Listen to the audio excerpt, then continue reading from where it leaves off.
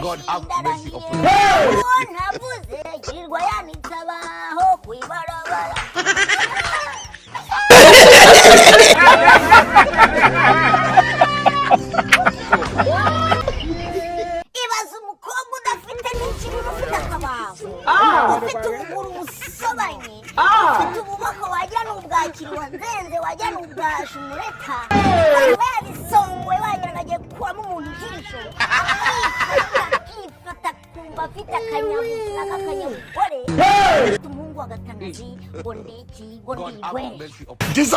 umuntu waturanyije bari abana ba CTU kuki yatwaye abagabo bacu bose kuki yatwaye abagabo bacu bose agasiga Amagweja aravuze ngo Amagweja Yesu abagabo bose na Amagweja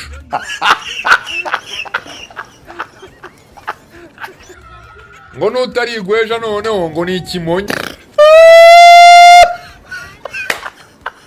yala igweja kazi ngatubwira Amagweja ibi monyo ni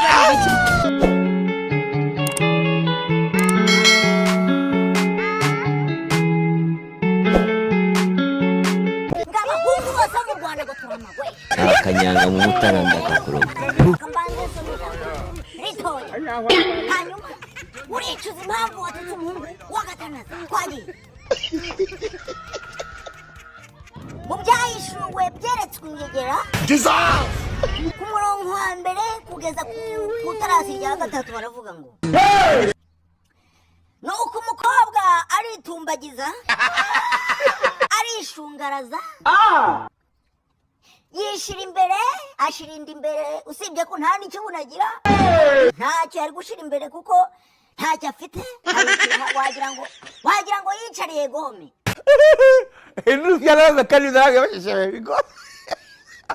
niba uzi ko utari muri CTU uri igweja nk'ayandi nushaka ubutunza amafaranga nawe uri igweja waba utaha Matimba waba utaha mu Kiyovu waba utaha Rebero waba utaha mu Kageretse waba utaha mu Katobotse waba utaha muri wataha hose niba utari muri CTU ukaba utambarura mwenda w'umukara uri igweja nk'ayandi wasanga uri n'ikimonyo wowe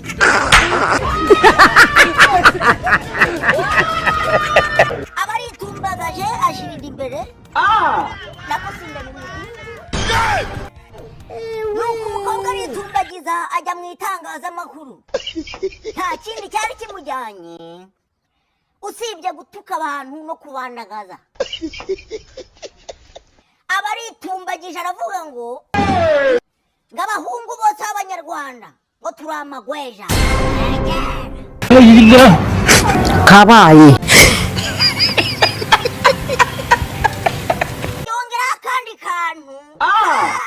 tujunguruje kakaduhaye banyama ngo jye sinshaka umuhungu w'umunyarwanda n'umwe kuko ni Amagweja bose ngo nshaka umuhungu wa perezida mukulahi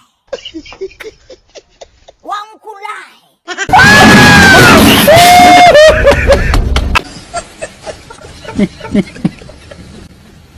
rono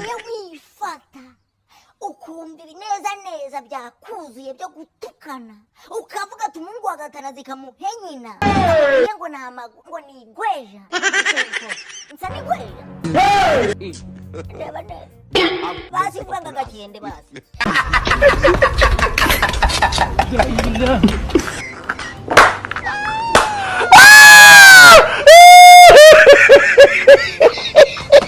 Amagweja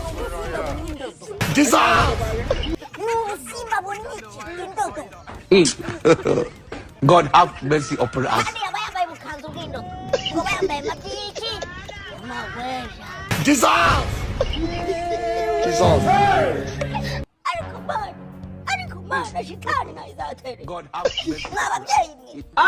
dufatanyije kurera abana mbona tuzabashobora ariko se murabashaka iki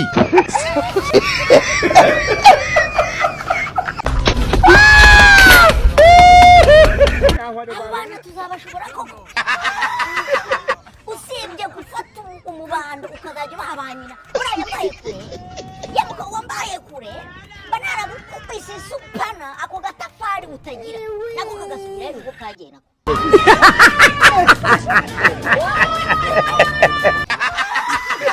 Abanyarwanda n'abantu n'umuhungu agatanazi wibereye mu mahanga iyo ngo turigegera ngo turi amagweja amagweja ni wowe amagweja ni bene wanyu amagweja ni ababutu biri wenda nakwiyamye ntuzagire no kuvuga narakurebye narabirebye n'iceceke ndavuga ni nyamara ashobora kuba ataratutse umugwa ngiye kumva neza numva ngo ni abahungu bose baturutse mu Rwanda harimo ngo umuhungu agatanazi umeze nk'igisebe cy'umufunzo kabisa.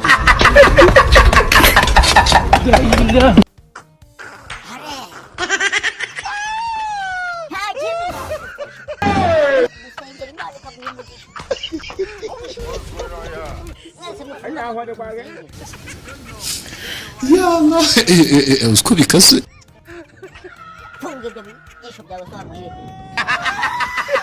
mana y'isi n'ijuru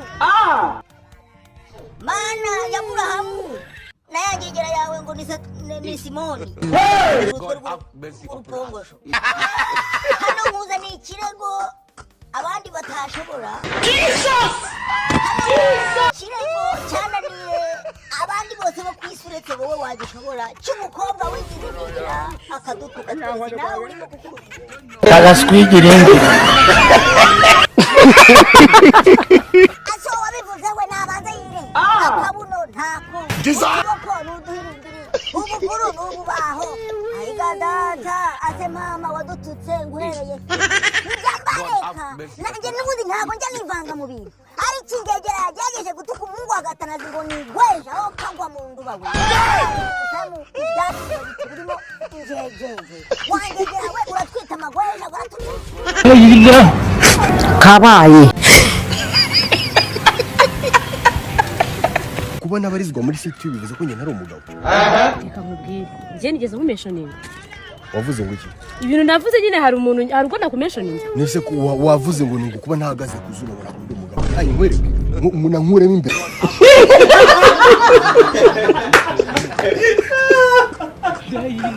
Ariko yani baba we Nika Aisha za. ura mungu bamumpepe. mwangegera Aisha zakora iki? Nzakora isano ry'iki? Aisha zakora iki? washaka ngo umuhungu ngo wa perezida wamukulaye wangegera we ayiga data ase abantu barifuza n'imbwebwe zikifuza mama n'umuhungu w'umukarani ukaba uzamubona uzamugwa hazaba gushira ishyaka.